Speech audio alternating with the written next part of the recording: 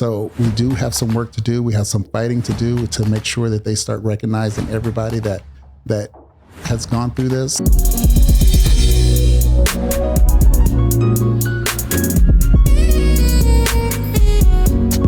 All right, what's going on, everybody? I want to do a quick video for you. A lot of times we do videos and we're talking about how bad the VA is, and I want to change that up just a little bit because, I want to say that things are getting better. Now, first and foremost, I'm David Davis, owner and founder of All Veterans Disability Claims, where we help veterans get through that process of filing your claim the right way, coming up with a good strategy, preparing for that compensation and pension exam, and even getting some understanding when it comes to the decision or the decision forms that you're going to get after you file your claim, right? So I'm all about education, all about knowledge, and because I recognize them as being power when it comes to you filing your claim the right way, right? So what that looks like is you getting understanding of this process, but also coming through and having a strong mindset when it comes to this. A lot of us have been going through this for a long time. We filed claims before. We've been denied many times before. Some of us have never even filed a claim before, and we've been out the military since Vietnam in some cases, right? So things have changed greatly since you either first got out the military or you filed for the first time. I know for myself, I filed a claim back in 2006. I didn't know what I was doing. I filed it. I got my claim back and it was rated at 10%. And that's where I stayed for almost 15 years, right? Until I started getting insight, understanding. I started gaining that power that I was talking about and getting the rating that I deserve. So now here I am at 100% PNT. And I'm trying to help as many veterans as possible, not necessarily get to 100%, but get to the rating that you deserve. I just happen to be at 100%, right? So with that said, right, so like I've talked about, there's many things that have improved for veterans when they're filing their VA disability claim over the last couple of years. We've all experienced the wage increase, the cost of living type thing. I won't say necessarily that's the VA's doing, but the benefits increasing along with inflation and all those things like that are huge. What was it? Last year it was 8% and some change, and this year was 3% and some change.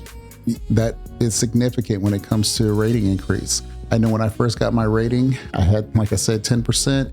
That was $127 at that time. Now that same rating at 10% is going to be closer to $160. So, obviously almost 20 years, but things change over time.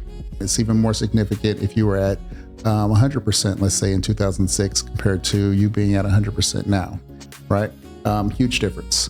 So with that said, right, so welcome. I want to talk to you just a little bit about the important changes the Department of Veterans Affairs has gone through, right? The VA has been hardworking in trying to make the disability claims process more efficient. This is a big news for us as veterans, and I'm here to break down these changes and how they affect you in your VA disability claim process. One of the key improvements is the adoption of the new digital tools, right?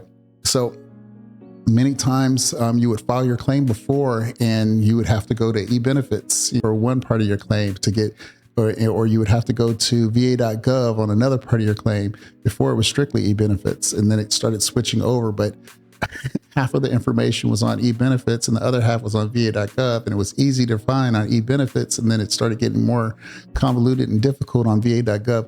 Well, a lot of those things have changed, and a lot of the information is on va.gov. And along with, the changing of times, a lot of this information is also on the va.gov app that you can get, right? So you can pull it up right there on your phone, wherever you are, log in with your secure password and find your information. That is huge, right? That's a big difference compared to when I filed my claim initially. So just taking a look at that and fast forwarding, now we have apps. And someone even brought up to me that there are Chrome extensions. Look up Chrome extension for va.gov, and you will be able to see different stages that your claim is in. Like before in eBenefits, you could pull up in eBenefits and see what stage your claim was in, whether it be in the development stage, the processing stage, or in preparing for decision, whatever. You could see exactly where that stage was. Well, inside of the Chrome extension, you can do the same thing. So that's huge when it comes to this process, because there's still some things that you can't see inside of va.gov, but that is a huge benefit. I'm not sure if that's coming from the VA or if someone else was able to put that together, but that's great, right? So take advantage of that before it changes. But anyway, more changes. The benefit of all of this right here is that you stay informed, right? I'm not saying this information being that it's a huge perk for veterans, but it's also putting the VA in a brighter light. It's not necessarily saying that the VA doesn't have that they have everything together and that there's nothing to worry about and you're good to go and the VA cares about you and all that stuff. Hopefully that is the case. But what this is to say is that for you need to be in a strong mindset to where, when you're filing your claim and you're preparing to fight for your claim, you need to have an unbiased mindset when it comes to it, so that you're not just thinking that these people are out to get you. This is a big thing for me. Education is huge for me when it comes to this process. But the other side of that is your mindset. If your mind is telling you that, nope, they're out to get you, you need to be a victim and they're going to stop you from getting your rating, then that's going to hinder you. This is to benefit you and show you that, hey, there are things that are changing. Things used to be a whole lot worse. They're getting a little bit better. They're still improving over the time, and just keep on fighting, right? You keep on fighting, everything will start to work out for your benefit. If I stayed in the same mindset that I was in when I first got my initial 10%, that was a battle for me. I went through some stuff, right? I had financial issues. I had different injuries. I had multiple surgeries that the VA supposedly saying that I don't have a bad shoulder anymore or whatever the situation was. And it turned out that, if I would have gave up there, I would have stayed at 10%.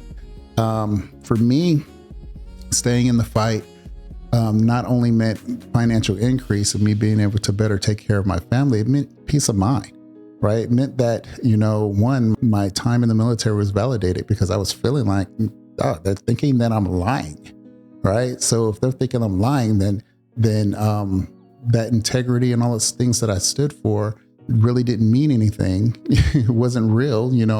I'm thinking that I'm standing up and being an upstanding citizen, but they're thinking that I'm lying. So, what am I to do now? So I'm going down this dark place, but in reality, I didn't have understanding. And me being in that place made it so that I could not walk forward. So coming out of that helped me to get back into the fight, to keep on pressing, to get more information, to get help where I need it, whatever the situation is. And like I said, this type of company that I'm running right now is a company that helps veterans with their VA disability claims process. We're not accredited agents or lawyers or anything like that, VSOs. We're veterans. I'm a veteran. I went through the same process that you've gone through. My situation being typical for me and unique to me, your situation is unique for you, right? But regardless of our situations, everything has to have a strategy. Everything, is written out in guidelines and in SOPs and standards and stuff that we all are used to following when we were in the military. So now that standard and that SOP has turned into the 38 CFR Part 4 for veterans in the VA Benefits Administration when it comes to your VA disability claims. So we just got to learn it. All right. Otherwise, we stay where we are. All right. So let's not be frustrated. Let's use this opportunity to learn and to grow and to keep pressing. Right. So that said, the VA is also has expanded the criteria for veterans that were involved in Iraq, the burn pits, and even Afghanistan when it comes to Agent Orange and different things like that. That's huge, right? I'm not saying it's perfect, but it's huge. It's a step forward. It's an admission of, okay, these different things are taking place. The studies are in. They found that veterans have dealt with these things that have gotten worse. Many people have dealt with cancers and different things like that. Some of them didn't make it to this point, right? That's unfortunate and it's horrible, right? So we do have some work to do. We have some fighting to do to make sure that they start recognizing everybody that has gone through this, whether it be now or in the near future, because there's still different things that are out there. If you're a firefighter, you know, the AFFF and the different things that we dealt with as firefighters, the foam and stuff that's still out there in the news, right? You see all the lawyers reaching out saying you need to sign up and you can win all this money or whatever. Unfortunately, a lot of times these things have to play out in the civilian section. I would love for the VA to actually take the head on all of these things, because we already know the issues that are involved with the AFFF stuff, right? So why wait until they figure it out and then we start working towards it? No, actually show that you care for the veterans and fight for it now. That's just my soapbox, right? So, but they have expanded that, the PACT Act, for veterans that are fighting for just respiratory type conditions and even cancers when it comes to the burn pits and whatnot. So basically, let's say that you filed for GERD or acid reflux, or let's say that you filed for asthma, or you filed for any kind of respiratory type condition, allergic rhinitis, sinusitis, different things like that you didn't have prior to you coming in the military. Now you got these things, you filed for it, you were denied. It is time for you to go back and file for those things again, right? There's the new evidence shows that, okay, burn pits and being around in those areas, not even necessarily right next to the burn pits, you being in that area and around that area, or even flying over that area, makes you eligible for presumptive conditions for the burn pits. All right. Your proof is you being in that area, or your DD-214, your orders, or whatever the situation is. Right. So just don't give up on that. We've already seen and talked a little bit about the compensation ratings that have changed.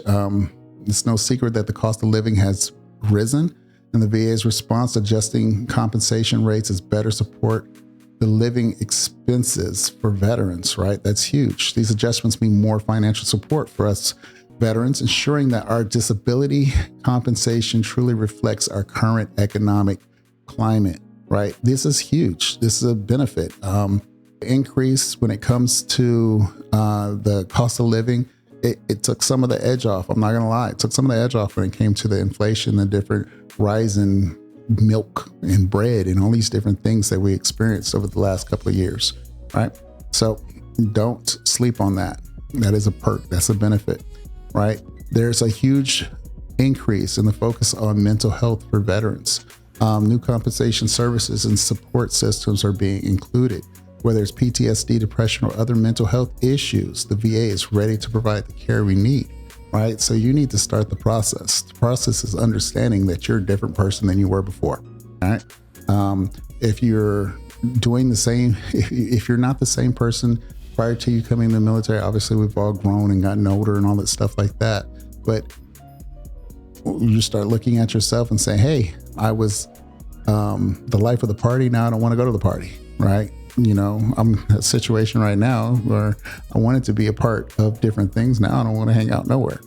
But regardless, I digress, right? So there's many things that changed when it came to the VA claim process. I don't know what your experience is when it comes to you filing your claim, but when I look at how I had to file my claim before, whether it was with the VSO or more so in person when I was doing it myself, if I was filing a new claim, I'd file it on a 526EZ, and you can do it online. You can do all that stuff like that. But if it was a supplemental claim, then I needed to file what was called a supplemental claim. I can't remember the numbers offhand right now, but it had to be filed a different way. It had to be faxed in, which was crazy in itself.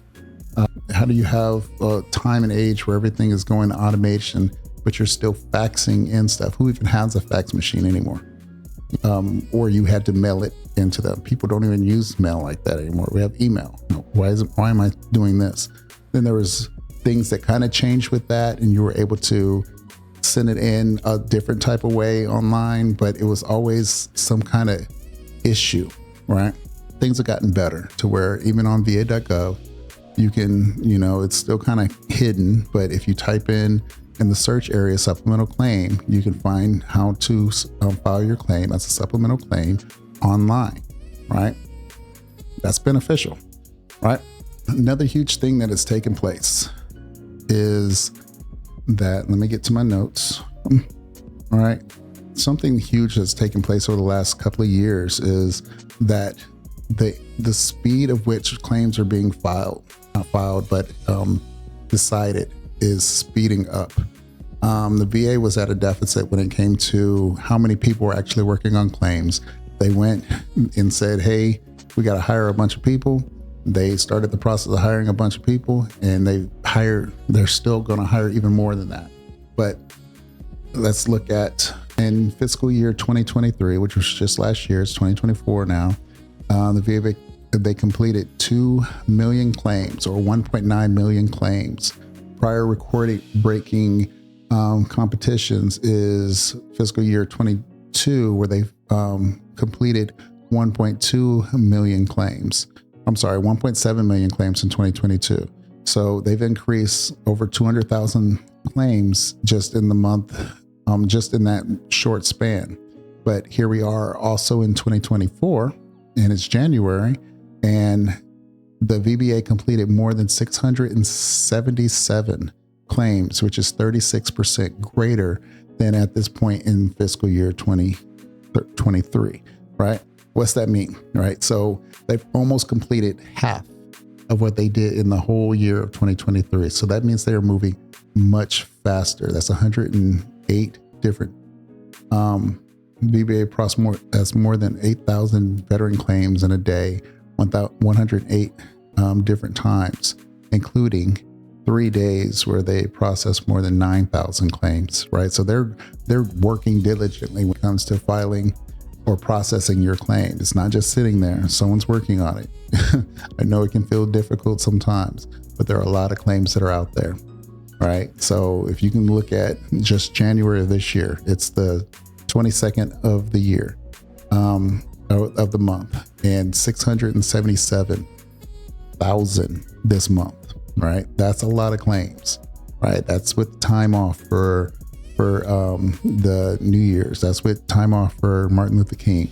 That's with all the different things. They're actually processing and doing claims a lot faster. So just stay tuned, stay posted, and get your claim in. This is a great opportunity for you to file your claim the right way, get it filed, get it done, and walk away quickly with the rating that you deserve, as opposed to waiting 6 months, 7 months, whatever the time frame used to be, right? So that's my soapbox for the day. I'm going to stop right there.